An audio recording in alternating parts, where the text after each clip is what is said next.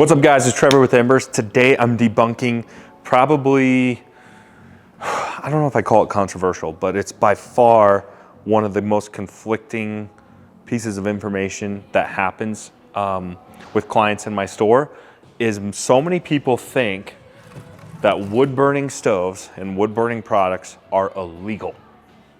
Is that true? What's funny is the answer is yes and no. I'm gonna tell you why. Let's go.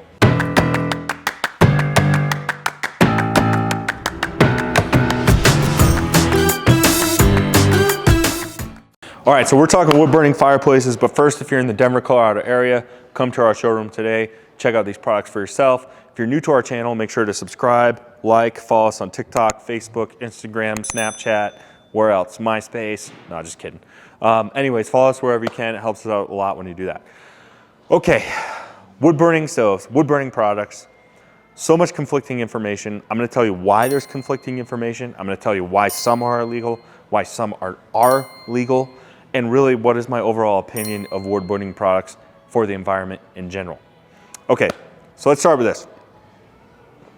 A couple weeks ago, I was walking around the showroom here, and we had a lady in here, and she was talking to one of my salesmen, and she was adamant. He's like, well, have you thought about wood burning? She's like, wood burning products are illegal in Denver.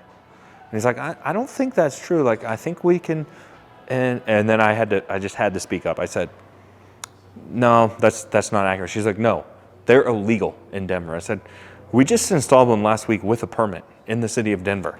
So you're wrong. I didn't say it like that. I said it a little nicer. She's like, wow, okay, tell me more.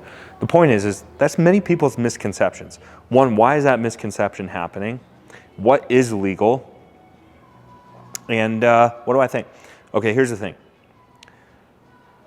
Let's start with what is legal and what isn't legal.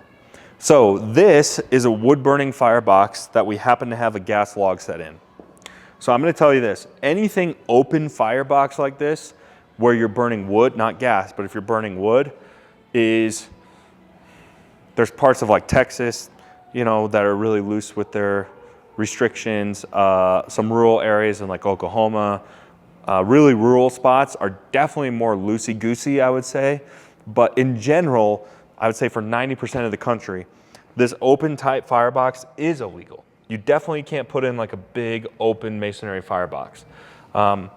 So that's where the confusion comes in, is this won't pass code, and many people just assume, all right, well, they're illegal. There's new EPA standards that came out in 2022 where stoves and fireplaces had to be under 2.5 grams per hour with the amount of emissions that they're putting in the air. If you have a product that is 2020 compliant, in general, they are legal. Now there's parts of California in the Bay Area where they're doing net zero, which means no gas, no wood, basically no fossil fuels, and they're going all electric. So that is starting to become a trend throughout the nation, which I think is going to take a long time to develop. But in general, an EPA product that's EPA Stage 2 certified is legal almost anywhere. So like these stoves right here are all EPA Phase 2. Now, in general, what's the difference between something that's EPA and something that isn't? Well, that's a big open firebox that's super inefficient. Everything's going up and out the chimney, putting a bunch of pollutants into the air. These are sealed units. So in general, if you want something that's EPA compliant or EPA certified, like this guy over here, they're sealed. So people want a big open fireplace. That's what's illegal. You really can't do that. So you have to have a sealed box that can retain heat, reburn all the smoke and soot, and then put as little pollutants as possible into the air. So that's really the difference. So if you want a wood burning product, you really need to start with EPA Phase 2, which took place in 2020. So that's sort of the mix-up there. What's another huge mix-up that we have? Another big mix-up that we have, and I'm going to tell you this from personal experience, is going to be local jurisdictions and the local staff that you're working with, whether that's in the inspector or the planner. Here's the problem. Case in point, I had a customer, I used to have a showroom in Templeton, California. I had a customer in Pismo Beach, California. They really wanted an EPA certified wood burning stove. And I'm like, okay, you're good to go. And they're like, no, I'm really paranoid. I've heard that they're illegal. Can you call the county or the city of Pismo Beach and get me approval in writing? So I said, sure. So I found the stove that is approved on the website through a PDF form, called the inspector, said, hey, I need this in writing that you're approved for this stove. Guess what he told me? Not approved. And I'm like, it is approved. I know it is. I'm looking at it. And one, I'm in the industry, you're not. So a lot of these guys, these inspectors or planners, they can't be crazy familiar with every single mechanical trade they're working with, whether that's HVAC, whether that's stoves, whether that's inserts, whatever it is. So a lot of times they can accidentally give misinformation as well. So it just takes a little bit of extra work to show whether these are approved for your area or not. Okay, last thing I want to talk about are what are my thoughts on wood burning products and their impact on the environment. This is a tough one because we definitely don't want to be controversial here. We're not trying to be controversial with our subjects or topics. We're not trying to pump wood stove sales just for the sake of money. But what we want to mention is that these new EPA products are not nearly as bad for the environment as times past. So are these new stoves actually the culprit of pollutants in the air? Well, there was a test that was done in a town in Montana many, many years ago, a small town of 2,000 people. And they did a wood stove change-out program.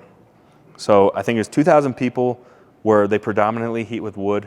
They had 900 stoves that were non-compliant. And they either obsoleted them or replaced them with EPA efficient stoves. Now this time, the grams per hour were 7.5. Now they're 2.5. So basically like almost nothing nowadays. But even back when it was 7.5, they found significant, over like a 5-year span after the replacement, they found a significant improvement in outdoor air quality. And then what they discovered was it wasn't so much the new stoves that were the problem with the air pollutants. The real problem was with the old non-compliant stoves. That is the culprit for air pollution. It's not the new stoves. The culprit is these old, dirty stoves. So that's why we always discourage people like, can you buy my old stove or resell it on Facebook? No, because that non-compliant stove is the problem. We're not going to try to reciprocate or recycle those stoves and put them back into homes. Those are the stoves that create problems. And so just by simply eliminating the dirty stoves altogether, not even necessarily replacing it with a new one, but just eliminating the old stoves increased a significant amount of air quality.